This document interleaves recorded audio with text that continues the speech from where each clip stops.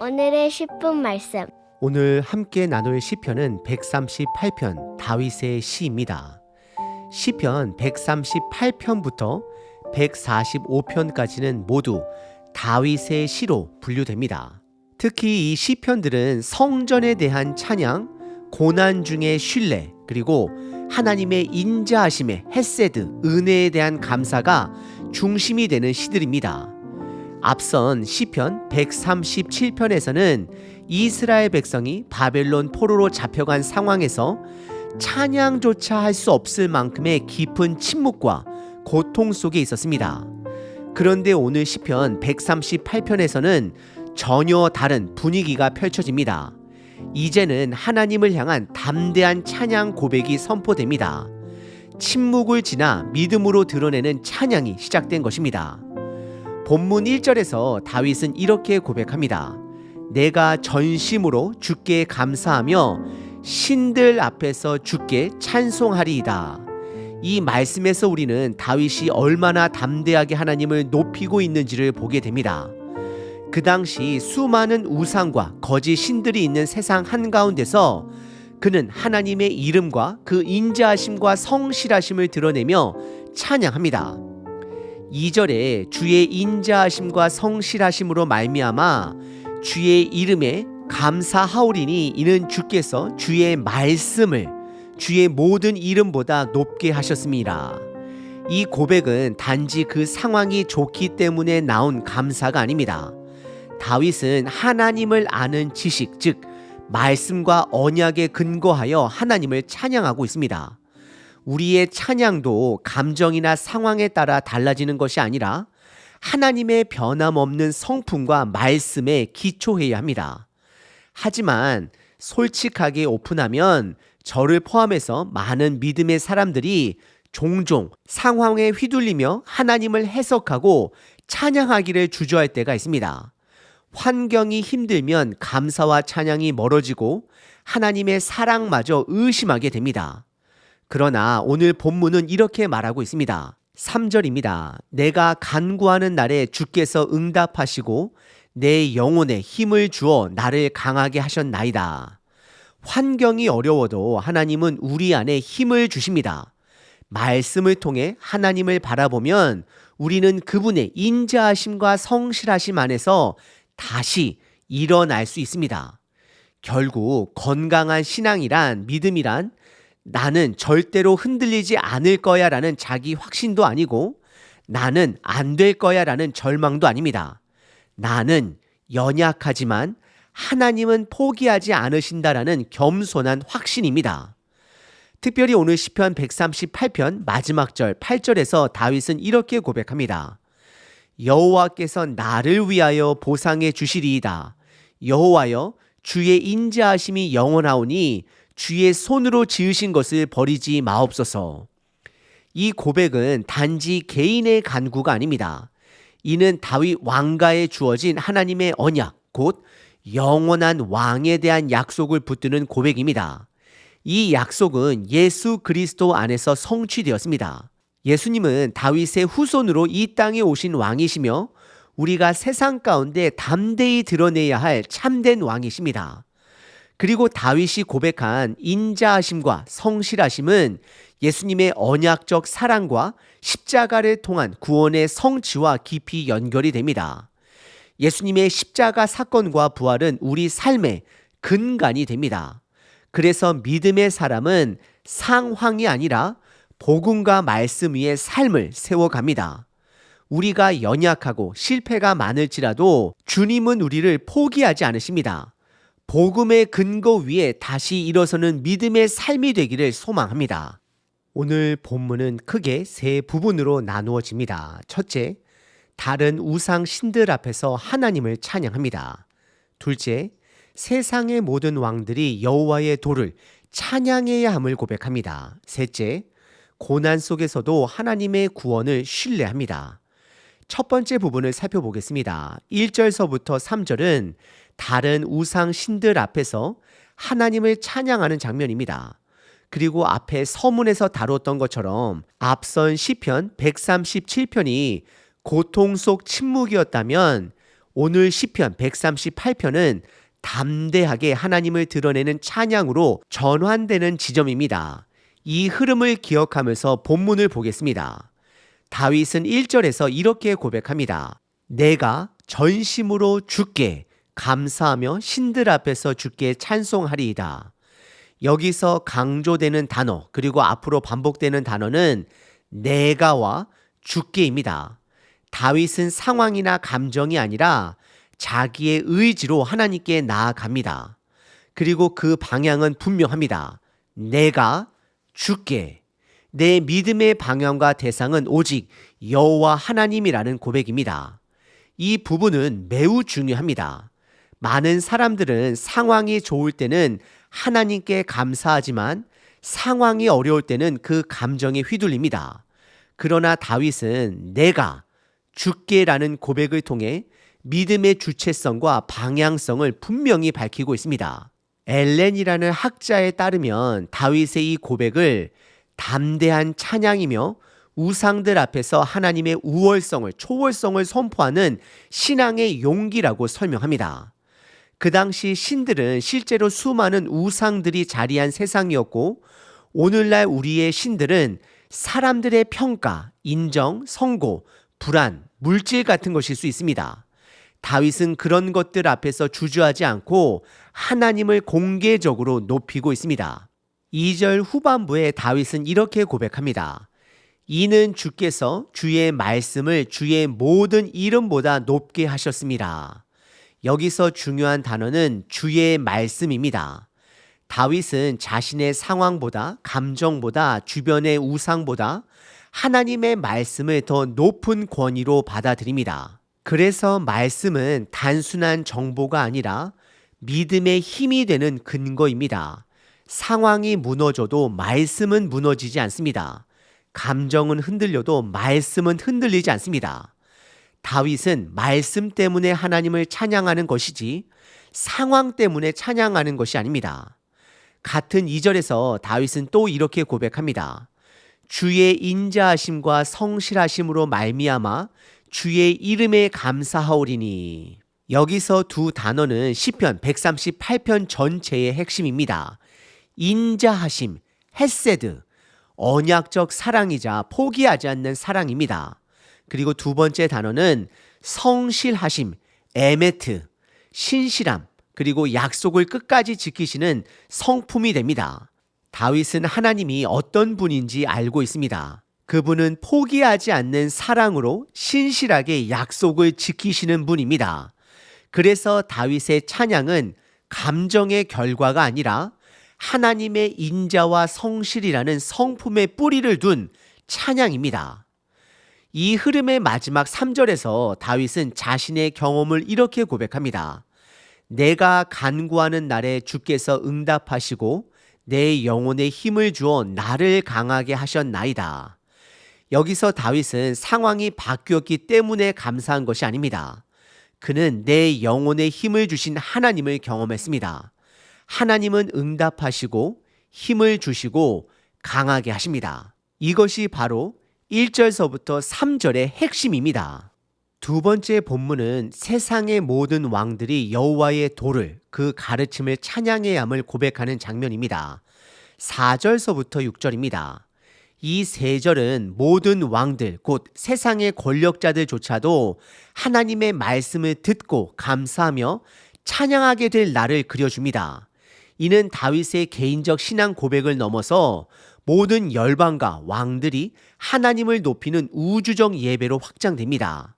4절의 핵심은 바로 이 부분입니다. 그들이 주의 입의 말씀을 들으미오며, 즉 하나님의 입에서 나오는 말씀을 들을 때 왕들도 변화됩니다. 이건 단순히 소문이나 이야기로 듣는 것이 아닙니다. 하나님의 살아있는 직접적인 말씀입니다. 히브리서 4장 12절에 따르면 말씀은 살아있고 운동력이 있어 사람의 생각과 뜻을 꿰뚫는다라고 말합니다. 다윗은 고백합니다. 왕들도 말씀을 들을 때 하나님께 감사하게 될 것이다. 왕들조차 말씀 앞에 머리를 숙이게 된다라는 것입니다. 이건 놀라운 비전입니다. 한 개인이 드리는 찬양이 말씀을 통해 열방으로 번져간다라는 선언이기 때문입니다. 그리고 이 선언은 메시아 시대의 모든 민족이 하나님을 알게 될 것이라는 신앙 고백과 연결이 되는 것입니다. 5절은 독특하게도 여호와라는 이름이 2번 반복됩니다. 그들이 여호와의 도를 노래할 것은 여호와의 영광이 크심이니이다. 이 반복은 의도적이고 강조된 구조입니다. 첫 번째 여호와는 하나님의 행하심을 나타냅니다. 두 번째 여호와는 하나님 자신을 가리킵니다. 즉 하나님의 길은 찬양받기에 합당하고 그 이유는 하나님 자신이 크시기 때문이다라는 뜻입니다. 다시 말해 하나님의 길은 하나님의 성품을 반영합니다. 하나님의 행하시는 모든 일은 하나님의 본성, 즉 영광, 거룩함, 선하심에서 나옵니다. 하나님은 시작과 끝이 되십니다. 이 고백은 단지 정보 전달이 아니라 찬양의 이유입니다. 왕들이 여호와의 도를 찬양하는 이유는 하나님의 위엄, 하나님의 영광, 하나님의 본질이 참으로 크기 때문입니다. 6절에서 다윗은 하나님의 성품을 더 깊이 고백합니다. 여호와께서는 높이 계셔도 낮은 자를 굽어 살피시며 멀리서도 교만한 자를 아심이니이다. 이 구절은 하나님이 누구를 가까이 하시는지 그리고 누구를 멀리 하시는지를 분명히 보여줍니다. 하나님은 높은 곳에 계시지만 낮은 자, 곧 겸손한 자를 굽어 보십니다. 반면 하나님은 교만한 자를 멀리서 아십니다. 이는 가까이 하지 않으신다라는 의미입니다. 즉 하나님은 거룩한 분이시지만 우리의 겸손한 속에 가까이 임하시는 분 되심을 드러내고 있습니다. 여러분들께 이런 질문을 드립니다. 여러분은 지금 누구 앞에서 하나님을 드러내며 살아가고 있으십니까? 다윗은 1절에서 신들 앞에서 그리고 4절과 5절에서는 세상의 왕들 앞에서 담대하게 하나님을 고백하고 있습니다. 그는 하나님의 말씀을 붙들고 하나님의 도를 찬양하며 하나님의 성품을 전합니다. 오늘날 우리는 직장에서, 학교에서, 가정에서 어쩌면 세상의 기준이나 사람들의 시선 앞에 더 익숙해져 있지는 않으십니까? 하지만 이 시편은 우리에게 도전합니다. 세상의 왕들 앞에서조차 하나님을 높이리라. 내가 사는 자리가 어디든 그곳이 바로 하나님을 드러낼 자리입니다. 오늘 우리가 하나님의 도를 삶으로 노래하면 사람들은 우리의 태도, 말, 결정 속에서 하나님의 좋으심을, 영광을 보게 될 것입니다. 세 번째 본문은 고난 속에서도 하나님의 구원을 신뢰하는 장면입니다. 7절과 8절입니다. 다윗은 앞선 1절부터 3절에서 자신의 찬양의 방향이 나에서 주께로 향하는 고백이 있었고 4절서부터 6절에서는 그 찬양이 모든 왕들에게까지 확장되어야 한다라고 고백했습니다. 이제 마지막 7절과 8절에서는 다윗 자신의 삶 속 고난 한가운데서 드리는 신뢰의 고백이 등장합니다. 7절에서 다윗은 이렇게 말합니다. 내가 환난 중에 다닐지라도. 여기서 중요한 건 환난을 부정하거나 회피하지 않았다는 점입니다. 다윗은 나는 환난을 겪지 않을 것이다라고 말하지 않습니다. 나는 환난 중에 걷고 있다라고 인정합니다. 하지만 동시에 고백합니다. 주께서 나를 살아나게 하시고 믿음은 현실을 무시하는 것이 아닙니다. 믿음은 현실을 직면하되 하나님이 그 현실 안에서 역사하신다라는 것을 확신하는 것입니다. 계속해서 다윗은 하나님의 손에 대해 이렇게 고백합니다. 주의 손을 펴사 내 원수들의 분노를 막아주시며 주의 오른손이 나를 구원하시리이다. 하나님의 손 그리고 오른손은 성경에서 하나님의 권능과 보호하심을 상징합니다. 다윗은 지금 자신을 둘러싼 원수들의 분노 속에 있습니다. 하지만 그는 하나님의 손이 그 분노를 막으시고 자신을 구원할 것이라고 확신하고 있습니다. 이 장면은 출애굽기에서 하나님이 손을 펴셔서 이스라엘을 애굽에서 구원하신 장면과도 연결됩니다. 다윗은 지금 동일한 하나님께서 자신의 삶에도 손을 펴고 계심을 믿고 있는 것입니다. 8절에서 다윗은 놀라운 고백을 이어갑니다. 여호와께서 나를 위하여 보상해 주시리이다.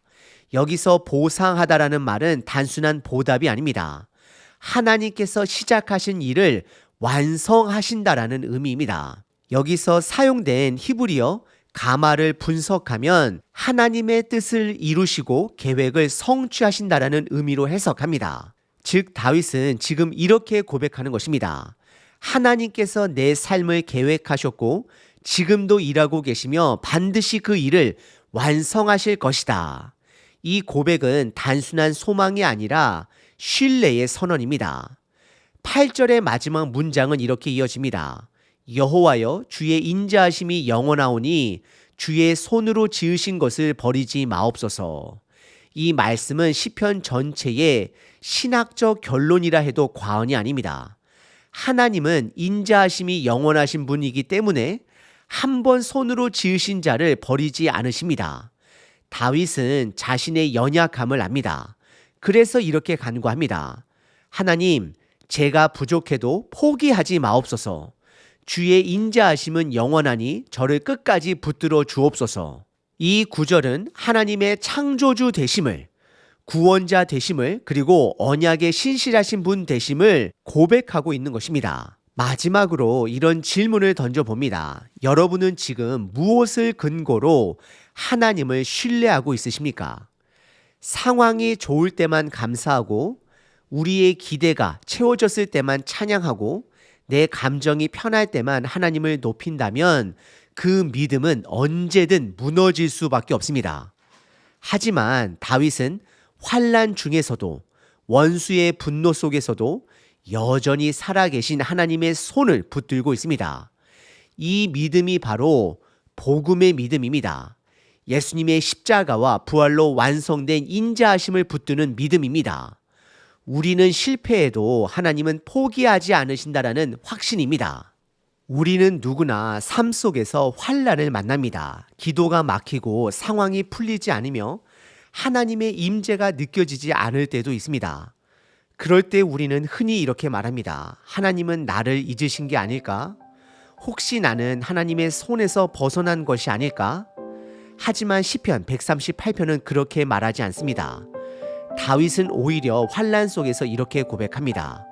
주의 인자하심이 영원하오니 주의 손으로 지으신 것을 버리지 마옵소서. 이 고백은 단지 위로의 말이 아닙니다. 이것은 복음적 확신입니다. 이 고백은 단순한 간청이 아니라 하나님의 언약을 근거로 한 기도입니다. 다윗은 자신을 창조하신 하나님이 끝까지 책임지신다라는 사실을, 진리를 알고 있었습니다. 그리고 그 확신은 훗날 예수 그리스도 안에서 완전히 성취됩니다. 예수님의 십자가는 하나님의 인자하심이 실제로 드러난 사건입니다. 예수님의 부활은 그 인자하심이 결코 실패하지 않는다라는 증거입니다. 다윗은 예수님을 직접 보지 못했지만 그분 안에서 성취될 언약의 인자하심을 미리 붙들었습니다. 그리고 오늘 우리는 그 언약의 성취를 십자가와 부활을 통해 알고 있습니다. 그러므로 우리는 어떤 환난 속에서도 이렇게 고백할 수 있습니다. 나는 실패할 수 있지만 하나님은 절대로 포기하지 않으신다. 하나님, 오늘 하루도 제 상황이 아니라 주님의 말씀에, 주님의 성품에 근거하여 살아가게 하소서. 우리의 근거 되신 예수님의 이름으로 기도드립니다. 아멘. 항상 기뻐하라. 쉬지 말고 기도하라. 범사에 감사하라.